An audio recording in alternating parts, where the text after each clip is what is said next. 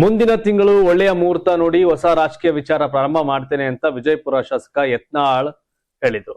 ಜಿಲ್ಲೆಯಲ್ಲಿ ಮಾಧ್ಯಮಗಳೊಂದಿಗೆ ಮಾತನಾಡಿದ ಅವರು, ಮುಂದಿನ ತಿಂಗಳು ಒಳ್ಳೆಯ ಮುಹೂರ್ತ ನೋಡಿ ಹೊಸ ರಾಜಕೀಯ ವಿಚಾರ ಪ್ರಾರಂಭ ಮಾಡ್ತೇನೆ. ಜಿಲ್ಲಾವಾರು ಹಿಂದುತ್ವ ಸಭೆ ಮಾಡ್ತೇನೆ. ಕೋಲಾರ ಜಿಲ್ಲೆಯ ಐತಿಹಾಸಿಕ ವಿಘ್ನೇಶ್ವರ ದೇವಸ್ಥಾನದಿಂದ ಸಭೆ ಪ್ರಾರಂಭ ಮಾಡ್ತೇನೆ ಎಂದು. ಹಿಂದುತ್ವ, ನಿರುದ್ಯೋಗ, ಅಭಿವೃದ್ಧಿ 3 ಉದ್ದೇಶಗಳೊಂದಿಗೆ ಸಭೆ ಮಾಡ್ತೇನೆ. ಮುಂದಿನ ದಿನಗಳಲ್ಲಿ ಪ್ರಾದೇಶಿಕ ಪಕ್ಷ ಕಟ್ಟುವ ಬಗ್ಗೆ ಜನರ ಅಭಿಪ್ರಾಯ ಪಡಿತೇನೆ. ಪ್ರಾದೇಶಿಕ ಪಕ್ಷ ಕಟ್ಟುವ ಚಿಂತನೆ ಪ್ರಾರಂಭವಾಗಿದೆ.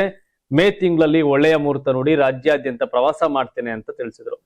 ಮೊದಲು ಜಿಲ್ಲಾ ಕೇಂದ್ರ, ನಂತರ ತಾಲೂಕು ಕೇಂದ್ರ ಪ್ರವಾಸ ಮಾಡ್ತೇನೆ. ಹಿಂದೂ ಪರ ಚಿಂತನೆ ಉಳ್ಳವರು, ನಿರುದ್ಯೋಗಿ ಯುವಕರನ್ನ ಅಭಿವೃದ್ಧಿ ಚಿಂತನೆ ಪರ ಇರುವ ಜನರ ಸಭೆ ಮಾಡ್ತೇನೆ. ಜನರ ಅಭಿಪ್ರಾಯ ಪಡೆದು ಮುಂದೆ ಪ್ರಾದೇಶಿಕ ಪಕ್ಷ ಕಟ್ಟುವ ಬಗ್ಗೆ ಚಿಂತನೆ ಮಾಡ್ತೇನೆ. ಚುನಾವಣಾ ಆಯೋಗ ಪಕ್ಷಕ್ಕೆ ಯಾವ ಚಿಹ್ನೆ ಕೊಡ್ತಾರೆ ನೋಡ್ಬೇಕು ಅಂತ ಹೇಳಿದ್ರು. ಒಟ್ಟಲ್ಲಿ ಯತ್ನಾಳ್ ಬಿಜೆಪಿಗೆ ವಾಪಸ್ ಬರೋದಿಲ್ಲ, ಪಾರ್ಟಿ ಕರ್ತಾರೆ ಅನ್ನೋದು ಸ್ಪಷ್ಟವಾಯ್ತು. ನೋಡ್ಬೇಕೇನಾಗತ್ತೆ ಅಂತ. ಬಟ್ ಇದು ಬಿಜೆಪಿಗೆ ಡ್ಯಾಮೇಜ್. ಮಾಜಿ ಪ್ರಧಾನಿ ಹಾಗೂ ರಾಜ್ಯಸಭಾ ಸದಸ್ಯ ಎಚ್ ಡಿ ದೇವೇಗೌಡರಿಗೆ ರಾಜ್ಯ ಸರ್ಕಾರ ವಿಶೇಷ ಕಾರು ಖರೀದಿಗೆ ಅನುಮತಿ ನೀಡಿದೆ. ಸಿಎಂ ಪ್ರಧಾನಿಯಾಗಿ ಸೇವೆ ಸಲ್ಲಿಸಿರುವ ದೇವೇಗೌಡ ಪ್ರಸ್ತುತ ರಾಜ್ಯಸಭಾ ಸದಸ್ಯರಾಗಿದ್ದು, ಅವರಿಗೆ 1.2 ಕೋಟಿ ರೂಪಾಯಿ ಮೌಲ್ಯದ ದುಬಾರಿ ಕಾರು ಖರೀದಿಗೆ ಅನುಮತಿ ನೀಡಿ ಈ ಸಂಬಂಧ ಅಧಿಸೂಚನೆ ಪ್ರಕಟಿಸಿದೆ. ಐಷಾರಾಮಿ ಹಾಗೂ ಗರಿಷ್ಠ ಸುರಕ್ಷತೆಯ ವೋಲ್ವೋ XC90 ಕಾರನ್ನ ದೇವೇಗೌಡ ಅವರಿಗೆ ನೀಡಲಾಗ್ತಾ ಇದೆ.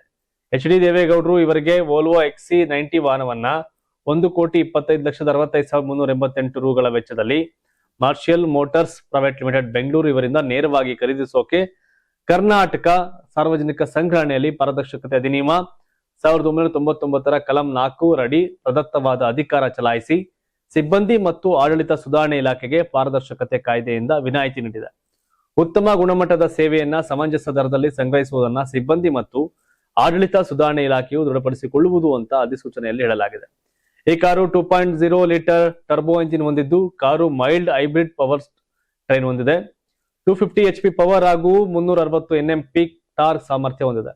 ಇನ್ನು ಈ ಕಾರ್ನ ಮಾಡಿಫಿಕೇಶನ್ ಮಾಡೋಕೆ ಸಾಧ್ಯವಿದೆ. ಸದ್ಯ ದೇವೇಗೌಡರಿಗೆ ಕಾರು ಹತ್ತಿಳಿಯಲು, ಕಾರ್ನಲ್ಲಿ ಕುಳಿತುಕೊಳ್ಳಲು ಕೆಲವು ಬದಲಾವಣೆಗಳನ್ನ ಮಾಡುವ ಸಾಧ್ಯತೆಗಳಿವೆ.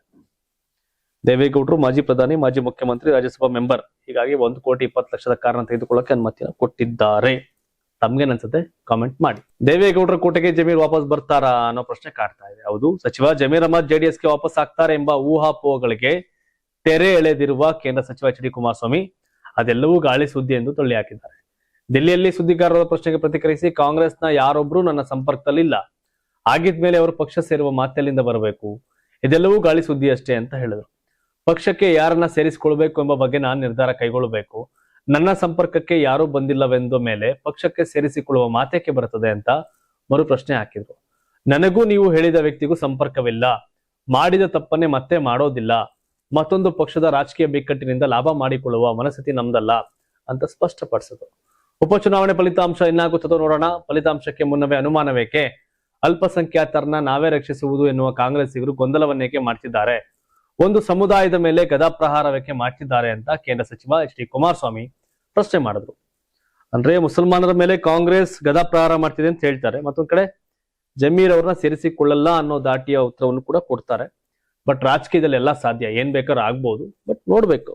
ನೀವು ಸಣ್ಣ ಆಗ್ಬೇಕಲ್ವಾ? ಅದು ಒಂದು ಉತ್ತಮ ಆಹಾರದಿಂದ ಸಣ್ಣ ಆಗ್ಬೇಕಲ್ವಾ? ಪ್ರತಿದಿನ ನಮ್ಮ ಜೀನಿ ಸ್ಲಿಮ್ ನ ಯೂಸ್ ಮಾಡಿ ಯಾವುದೇ ಸೈಡ್ ಎಫೆಕ್ಟ್ ಇಲ್ದಂಗೆ ನೀವು ಸಣ್ಣ ಆಗ್ತೀರಾ.